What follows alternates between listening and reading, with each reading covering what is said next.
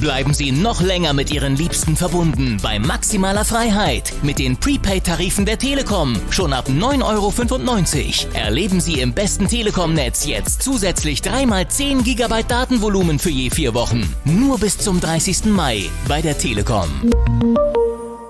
Der Big End Sports Podcast. Wissenswertes aus der Welt des Sports. Mit Patrick Hoch und Laura Luft. Auf meinsportpodcast.de. Hello, this is the Big End Sports Podcast.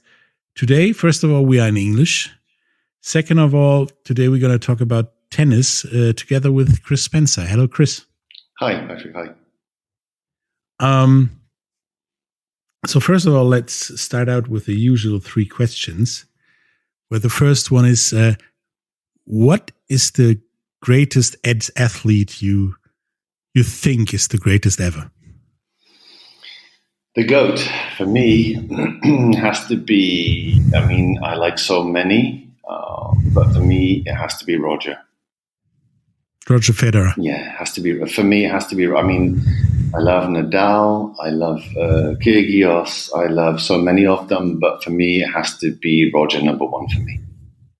When you said the GOAT, I was thinking of Tom Brady immediately, but okay, Roger is the other GOAT, the GOAT, I think. Yeah, I was going for tennis now, but Tom Brady is also, I watch American football a lot, and I watch basketball, and I watch a lot of sports, but keeping with tennis, for me personally, I would say Roger.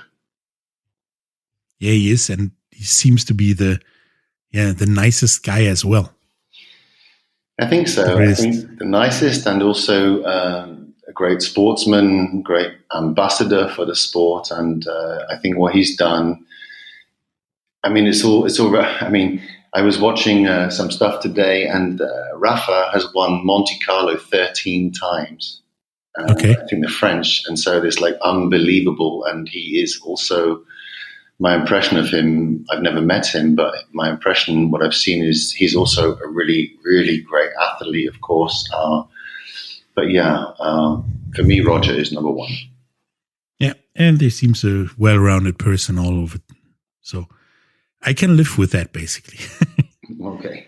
So the second question is, which is the biggest sports event you ever witnessed? So it does count if you saw it on television, and it doesn't count. It does count if you were there even.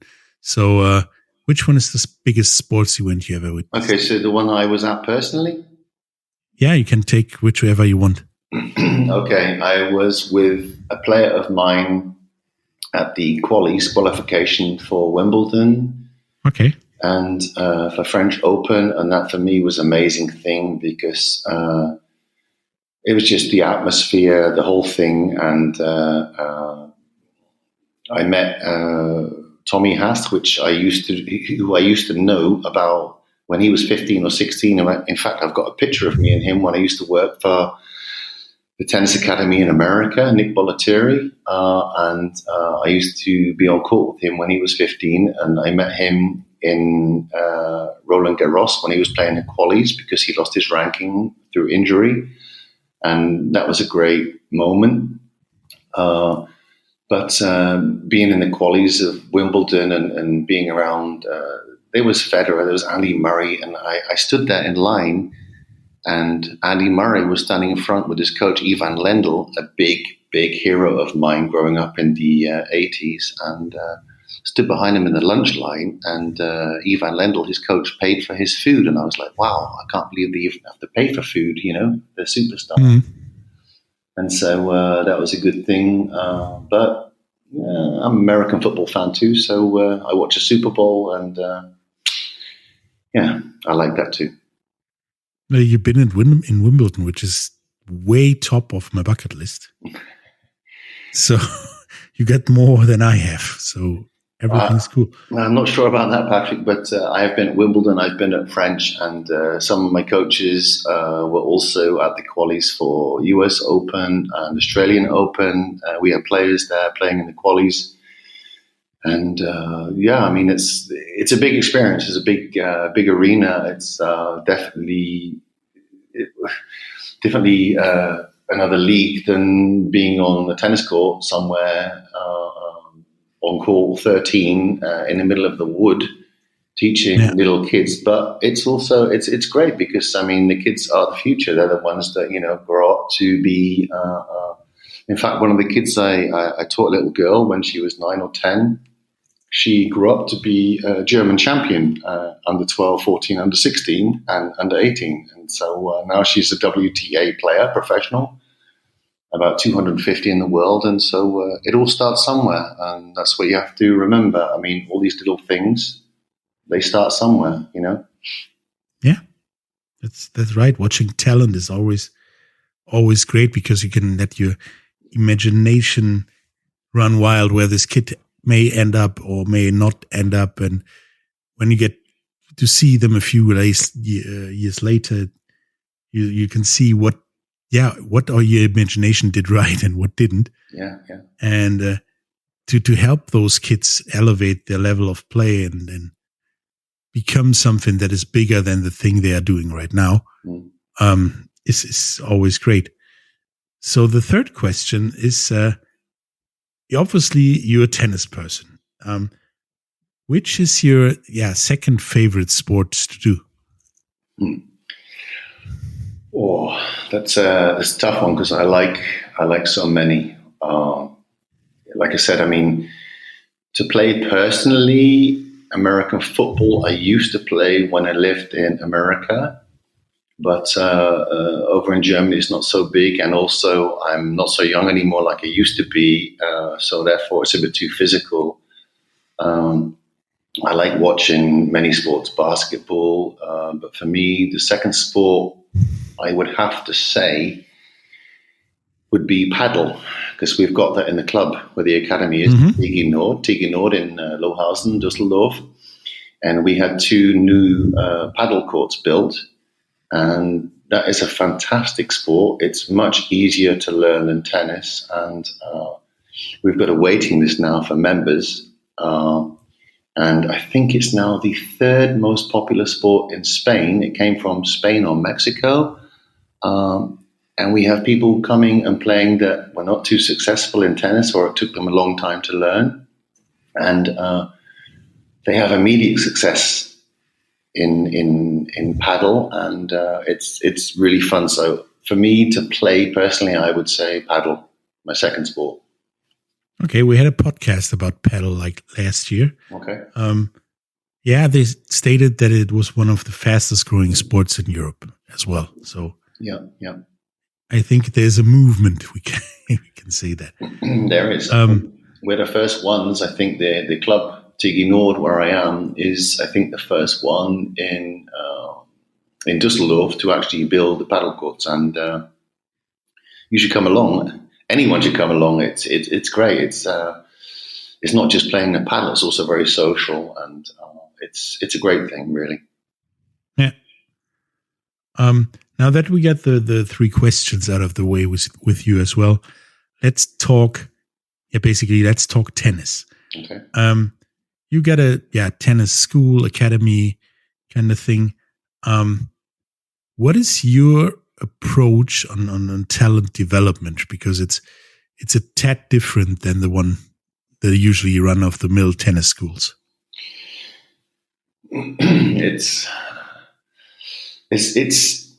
It's very difficult because you can probably hear from my accent I'm English. And really?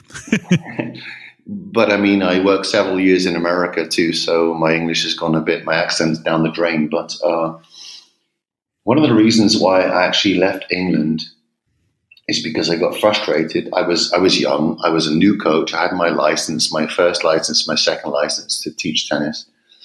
And I got frustrated because whenever I got a good player and they became successful in England, you know, playing the nationals is like the Deutsche Meisterschaft. Then they used to get taken away by federations because then they would get the coaching, the training for free. And that's one of the reasons why I left. Also because I wanted to learn more. And that's why I went to the famous school, Nick Bollettieri in America, because he had the most professionals, Andre Agassi, Williams, Kornikova, lots of players. So I went there to learn, which I did, and I was there for 7 years, so I learned a hell of a lot of stuff. And then I decided, okay, I want to do my own thing, so that's why I came to Germany, and I also started pretty much from nothing here, and 21 years ago, and taught some small kids, some middle kids, some big kids, and had probably about, I don't know, 5, 6, 7, 8 professionals, ATP players, which I developed from scratch. They came to me with nothing, and they became professionals on ATP, WTA, and I thought, okay, cool, I can make this happen. And it did work for a time, but at some point then, same thing happened like in England. They got basically better offers from different federations. Maybe I shouldn't be saying this now, I'm probably going to get sued. They got I don't think so. better offers from different federations where they could train for free, they could go on tournaments for free. And we've got a sponsor, Yonex, and they give us a lot of stuff, equipment, tennis rackets, shoes, clothes, bags. They helped a lot of our players with also the same stuff. But at the end of the day, I can't compete as a relatively small academy, can't compete with the big names, with DTB, German Tennis Federation or whatever, and they've got the coaches and they can take the players and they get supported, they get the flights, they get the food, they got the accommodation, they get the coaches traveling with them, and it's tough. It's a really tough game. So what does make your approach a bit different than the approach of those federations that until you lose those players to what does it that really make a difference? I think also one of the reasons why I started the academy 21 years ago is because I'd learned a lot. I'd learned a lot from different coaches, Nick Bollettieri is basically one of the most famous in the world. And I was with him for many years. And I'd learned so much. But at the end of the day, I took with me from England, from Austria, from France, from the academy, from Nick, which I worked in Berlin. I was a director of the academy in Berlin. I'd learned so much. And I thought, okay, I like some of the stuff that's being taught, but some of the stuff I don't agree with. And that's why then I started my own academy. I just wanted to do my thing, which I thought was good for the players, for developing professionals. And I didn't like having rules, people telling me you have to do this exercise, or this is good, or this is not good. I wanted to do it my own way. And that's basically why I started the academy all those years ago. So it's basically you're the anti-authoritarian guy in the tennis academy circus, so to speak. Well, kind of, yeah. I've done it like I'm a full-time coach for 30 years. I've got the academy since 21 years. We're in a 22nd year now, and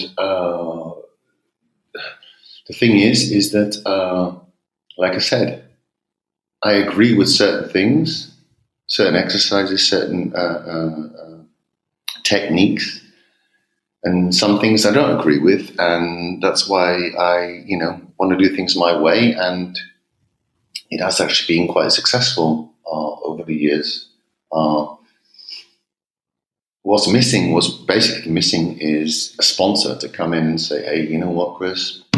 Here's that money, put it in a few kids, potential champions, put it in, see what you can do. And I would love that. I would really love that. But it's especially at the moment, it's not possible. Yeah, during the pandemic, everybody has this money problem somehow because those companies don't have the money anymore. About getting that money and what you basically liked and don't like, we're going to talk about that after a short commercial break. Bleiben Sie noch länger mit Ihren Liebsten verbunden bei maximaler Freiheit mit den Prepaid-Tarifen der Telekom. Schon ab 9,95 €. Erleben Sie im besten Telekom-Netz jetzt zusätzlich 3x10 GB Datenvolumen für je 4 Wochen. Nur bis zum 30. Mai bei der Telekom. Kennt ihr schon meinmusikpodcast.de? Deutschlands erstes Portal für Musikpodcasts.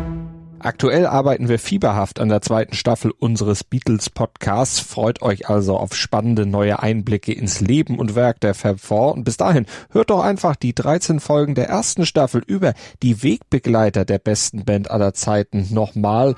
Und dann heißt es ja auch schon bald wieder. About the Beatles mit Malte Asmus. Hello, we are back with Chris Spencer talking about tennis. You said that you learned a lot from Nick Bollettieri and how he does approach the game of tennis, and that you for yourself and your academy did think that a few things you don't like and a few things you do like, and that you continue to teach things that you like, and you basically scratch those things you didn't like. Yeah. What are the things you didn't like? Because obviously there are some things you have to do, and that's the things you probably like. Well, yeah. To play tennis. So Nick would probably kill me now if he heard me saying this, but the situation is we basically had 30, 35 tennis coaches. Okay. And hundreds of kids. And they just took the kids, and it's like, we'll figure it out. And it became sometimes too many kids, and they couldn't get the quality training that they basically paid for. And it was sometimes difficult. We had to wing it. It's called winging it. You had to sometimes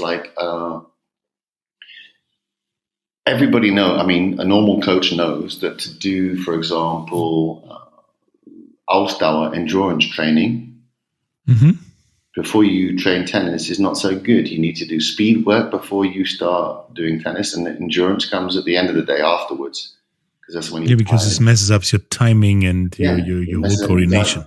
Yeah, you're tired, and so you can do endurance at the end of the day. At the start of the day, you need to do sprints and stuff like that. And with the amount of kids and players we had, it wasn't always possible. That was one thing, and many things that they just kind of bothered me. It was you had kids coming in, and they were basically with some. I don't know if I should say this. With some coaches that had been there a week. Mm-hmm. They didn't know the system. The coaches didn't know the system, didn't know what to do, didn't know the rules. But they were on court, and the kids basically came. I mean, they had a good time, and if that's what they want, it's great. But in America, basically everything is bigger and better. And here in Europe, you can't do it like that. And the stuff that I took, the positive stuff I took with me was the high energy training. It's if you're on court, if I'm teaching you, Patrick, on court, and I would say to you, my shot could follow through. Or if I would say to you, come on, move your feet. Hey, that's great. Well done. Come on, go.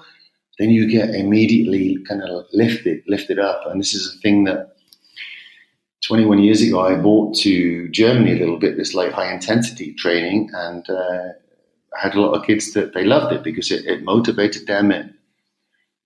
Imagine driving in your car and you're listening to slow music, then you start to feel sleepy. This isn't some techno, it's not my thing, but high energy music, then you start to get pumped up. And this is what some of it was about. And that is what sports like basketball or baseball do up to today, that they listen to music while practicing to lift them up, to get them like over the edge, over the point where they think, usually without music or without something to lift them up, they get to the point where they don't want to go any further. And with that lifting up spirit in music, you go a bit further. We still do have a lot of times on court. We have like a ghetto blaster, a music machine, and we put on music when the kids are training, because it's like high energy music, and it motivates them. They move faster, they think faster. It's motivation, and at the start I had some problems with this, with some people saying, "Oh, they can't concentrate. The kids, it's not good for them." But then you watch some videos of like pros training, and they've got their kopfhörer, their earphones in, and they're training with music because it does help. And there's also another thing that we still do. We still train sometimes, not all the time, with music. You have to know what you're doing. You can't train tactics when you've got music on. You have to be quiet. That's probably not the right way, yeah. But when you're training like high intensity, like footwork, Schnelligkeit, fast feet and stuff, then the music helps. It's not a bad thing. It's a good thing. Yeah, that's basically the reason why in sports like baseball and even in cricket, they get walk-up music when they go at bat, and to pump themselves up, to make the at bat before that, forget them and pump themselves up, that they can still do that, the thing that they messed up before. Yeah. So having music in practices and during workout is generally a good thing, if that isn't a thing where you have to really talk a lot, like tactics and stuff. Yeah, exactly. But in general, it's a good thing. Yeah. So what are the programs your Tennis-Akademie offers to the kids and families that want to become better or want to start out with tennis? There's actually no limit. It's pretty much everything, from little tiny kids to adults, beginners to professionals. We accommodate everything. We can take everything. There was actually a lady called, I can't say the name, yesterday or the day before yesterday. She had a kid 1.5 years of age. Okay. And I'm like, okay, listen, some of the kids start with 3 or 4, but I think personally 1.5 is a little bit too young. Yes. 1.5. I mean, you can't even walk straight. But I said, listen, if you want to bring, then you can bring, but I'm not going to make a group for the kid.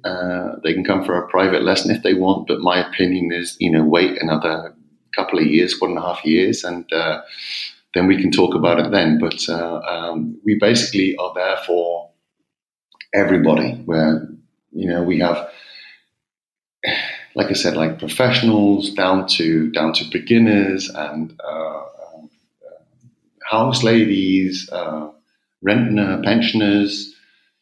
We're for everybody. And for me personally, I mean, all my coaches, they're so great. They're all international coaches, which means they speak German and other languages.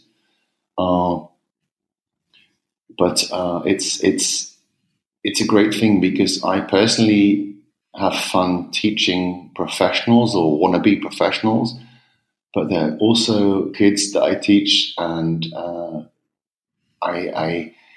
there's a kid I used to teach a couple of years ago. He really had no talent, and he knew that, and I told him that, and I said, you know what? I respect you. I admire you so much, because you're sticking with it, and you're doing the best you can, and I will help you all I can. And actually, he's not a bad player now. He's actually quite good. He's on one of the teams in the club. Okay, so you can make a decent tennis player of me and my forehand whip. Well, I'm not sure about that, but just say no. I have to see you play first. Let me see here for 2 minutes. That's give me enough. I will see Okay. and see what I can do with you. Okay. So tennis in general is like it comes in waves. Sometimes it's high up there with the other sports, and it's way down there, and then it's basically up and down.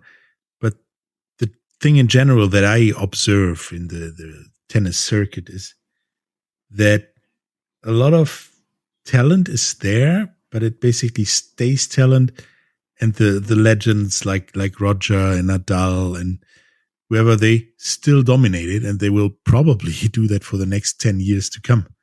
So what do you think is going wrong and right in that tennis circuit?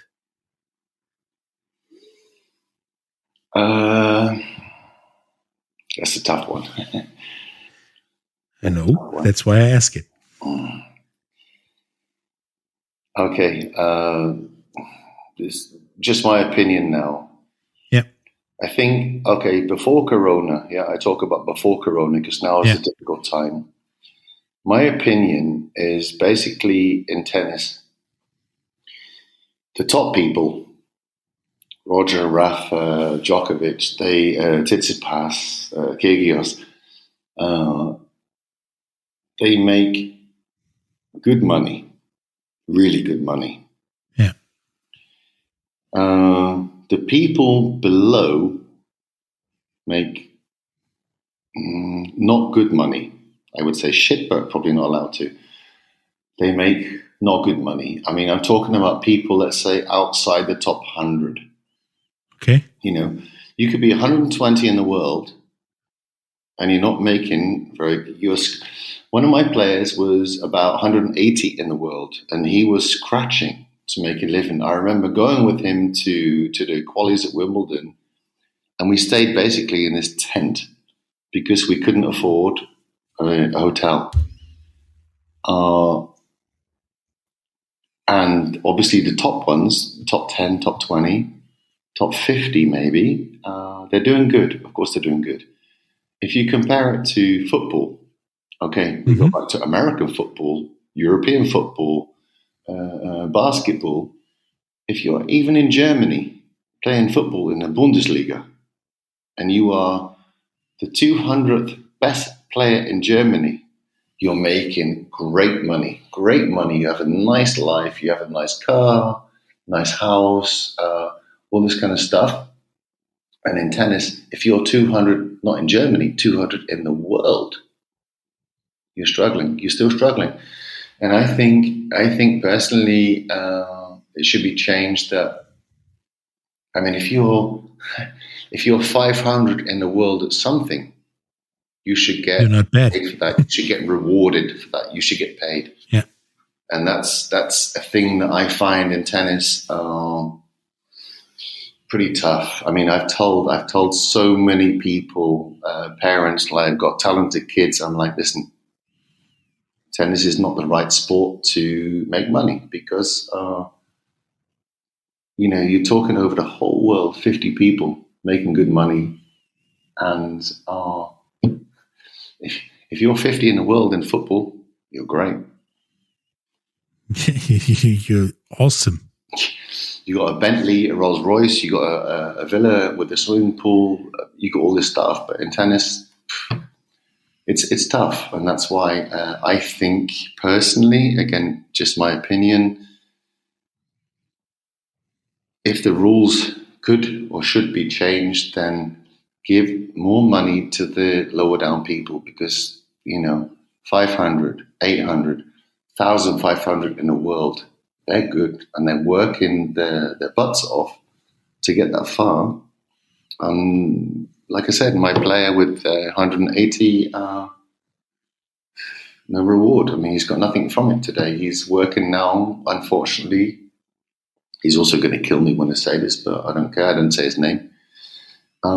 He's working as a coach and just part-time probably, but I mean, you have to imagine all the hours he put in, all the potential, all this stuff. And he was training with Dustin Brown and different people. And he went to London and made sparring with Roger Federer. And it's just for me unfair. I mean, I've got my academy. We're still going. Everything's cool at the moment. But I just feel sorry for certain people that they made it, kind of half made it. If it be in football, basketball, baseball, they would have really made it. Yeah. And that's sad to hear, and that's this thing that we do observe as well. That if you made it to the top 10, let's say top 10, and you stay there long enough, you don't have to worry about a thing. You even don't have to worry about winning more, because it gets easier because you get everything paid, or you don't have to work or put the hours into get into a decent hotel. And maybe that's even the reason, like, I think Andre Agassi's dad told Andre back then that he should start being a baseball professional instead of a tennis professional, because you earn better money. And I think that is still the case in tennis. It's been nice talking to you about tennis and then your academy and what you do to teach kids to become good tennis players. Check out the link in the show notes to Spencer's Tennis-Akademie. Get your kids to play tennis. It's a good sport for everything, and to even help them become better soccer or basketball players even. It's been nice talking to you, and we see you once this Corona thing blows over again. Definitely. Bye. Thank you very much, and I look forward to having a nice lunch with you in a beer garden somewhere. Okay, I'll take you on that. Bye-bye. Thanks. Bye. Bleiben Sie noch länger mit Ihren Liebsten verbunden bei maximaler Freiheit mit den Prepaid-Tarifen der Telekom. Schon ab 9,95 €. Erleben Sie im besten Telekom-Netz jetzt zusätzlich 3x10 GB Datenvolumen für je 4 Wochen. Nur bis zum 30. Mai bei der Telekom. Im Vorfeld der Australian Open gibt es jetzt schon die ersten richtig großen Diskussionen rund um Quarantäne und um die Spielerinnen und Spieler, die sich ein wenig benachteiligt fühlen in Melbourne und in ihrem harten Lockdown. Das ist eines der Themen, die wir bei Chip in Charge, dem Tennis Talk auf meinsportpodcast.de natürlich besprechen. Wir, das sind Philipp Joubert und ich, Andreas Thies. Die neue Ausgabe von Chip in Charge auf meinsportpodcast.de. Der Big End Sports Podcast. Wissenswertes aus der Welt des Sports. Mit Patrick Hoch und Laura Luft. Auf meinsportpodcast.de. Die komplette Welt des Sports. Wann und wo du willst. Drüber gehalten. Der Ostfußball-Podcast. Alles, was es über den Fußball im Osten zu berichten gibt. Ob kurios. Wir haben jahrelang was geworden. Ernst. Habe ich noch nicht erlebt, sowas Dreckiges. Schicken Sie mir einen Chefredakteur, wie können Sie mich überhaupt sowas ansprechen? Unfair. Also nichts, da kriegst du so ekliges Tor und dann verlierst du das Spiel. Oder lustig. Das packt dich doch gar nicht an. Und dann habe ich ihn eine gezimmert. Drüber gehalten. Der Ostfußball-Podcast. Mit Kevin Albrecht und Tobias Gebler. Auf meinsportpodcast.de. Bleiben Sie noch länger mit Ihren Liebsten verbunden bei maximaler Freiheit mit den Prepaid-Tarifen der Telekom. Schon ab 9,95 €. Erleben Sie im besten Telekom-Netz jetzt zusätzlich 3x10 GB Datenvolumen für je 4 Wochen. Nur bis zum 30. Mai bei der Telekom. Hackmans MMA Show mit Sebastian Hackel. Hallo da draußen, mein Name ist Sebastian Hackel, manche nennen mich auch Hackman und ich begrüße euch ganz herzlich zu meinem MMA-Podcast. Ein Kommentator, Ex-Wrestler und lebenslanger Kampfsportfan, der sich täglich im Fitnessstudio und auf der Jiu-Jitsu-Matte gegen das Älterwerden sträubt, spricht hier über seinen Lieblingssport. Hackmans MMA Show auf meinsportpodcast.